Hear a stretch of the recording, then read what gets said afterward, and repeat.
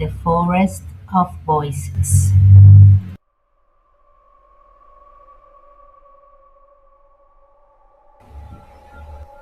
In a quiet town nestled at the foot of an ancient forest in rural Japan, Lina had always been warned never to enter the woods beyond the old stone gate. The elders called it the Forest of Voices, a place where the trees whispered and the mist never left, even on the clearest of days. On the eve of the autumn storm, when dark clouds swallowed the sky and the wind carried strange, distant sounds, Lena stood at the edge of the forbidden path. Somewhere deep within those shadowy trees, she heard a voice familiar, impossible, calling her name. Lena stood past the tree line, and the world changed. The storm's hold faded to silence in a natural suffocating silence. Mist curled around her ankles like pale fingers. Then she saw them, children, dozens of them, standing motionless between the trees, their eyes open but vacant, their faces frozen by expression. Not sleeping, not afraid, simple, still. Lina's breath caught.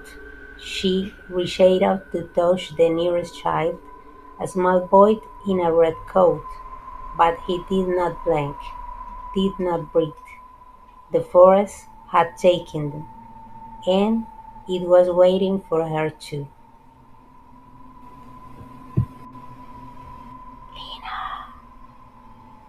The whispers curled through the fog like smoke, soft yet unmistakable.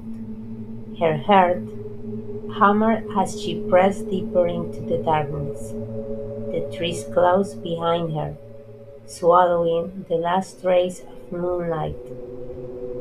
Each step forward felt pulled by an invisible thread Samuel's voice, faint but real, drawing her further from safety.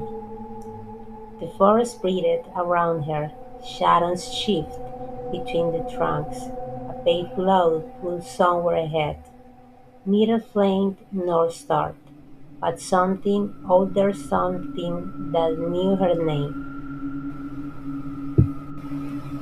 Then she saw him, beneath the ancient oak, its bark glowing with a soft, golden light sat Samuel, eyes closed, hands resting on his knees as though he had been waiting for her all along.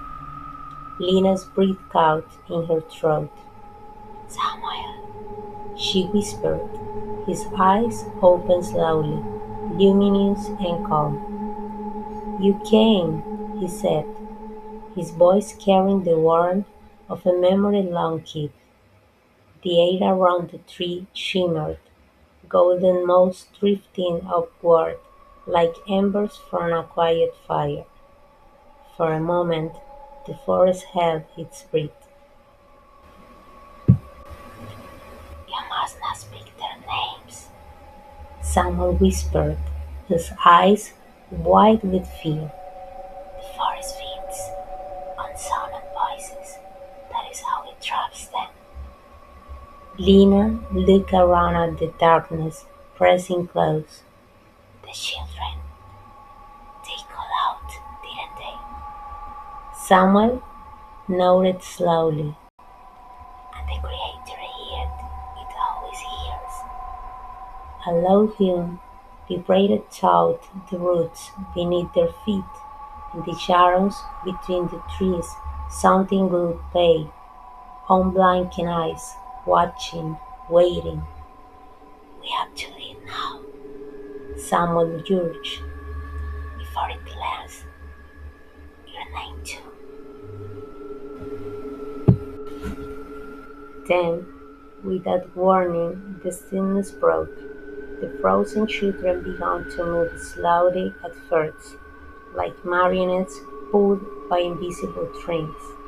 Their heads turned in unison, empty eyes looking into Lena. The forest groaned around them, ancient branches twisting as a deep, resonant hum rose from the earth itself. The fog thickened, swirling in spite of unnatural energy, and the shadows between the trees pulsed like a living heartbeat. "It knows we are here," Samuel whispered, his voice barely audible over the rising wind. The Creator's power surged through every root and branch, silhouettes shift at the forest's edge, figures that move ground, too fluid, too silent. Lena's breath caught in her throat as their glowing eyes multiplied in the darkness, watching, waiting. The forest was no longer merely mysterious, it was alive, and it was hungry. Then, from somewhere deep in her memory, Lena heard her grandmother's voice, soft and certain as a candlelight. "When the forest tries to swallow you whole," the old woman had once said, "close your eyes and remember one." Lena closed her eyes. She thought of the chicken at dawn, of her grandmother's hands, of tea and sunlight through lace curtains. And when she opened her eyes again, there was a single point of gold in the darkness, steady and calm, pulsing like a heartbeat.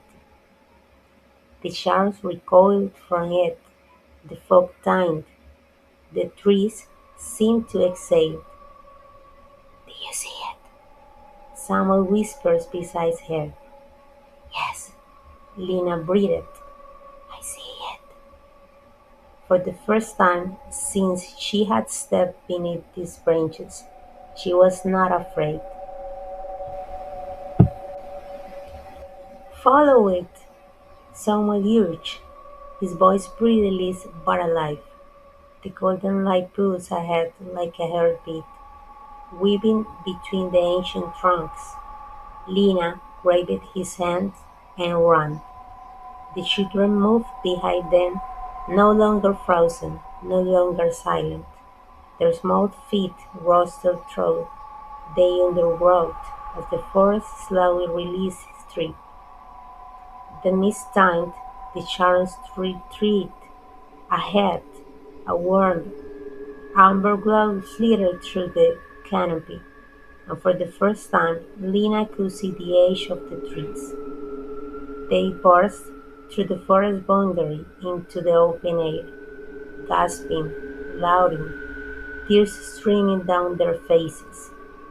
The town lay before them, bathed in a morning light. One by one, the children emerged from the forest edge, blinking in the soft golden light of dawn. Cries of disbelief turned into sobs of joy as the parents rushed forward, pulling their children into trembling arms. The town filled her louded and tear sounds it had not heard in what felt like an eternity. Lena stood at the street house, Samuel beside her, watching the reunion unfold. The ancient forest behind them was still, its shadows recreating as the sunrise painted at the skies in shades of amber and rose. The voices that had once haunted its deeps were silenced at last. As the morning light spread across the town, the nightmare faded like mist and hope, warm and golden, took its place.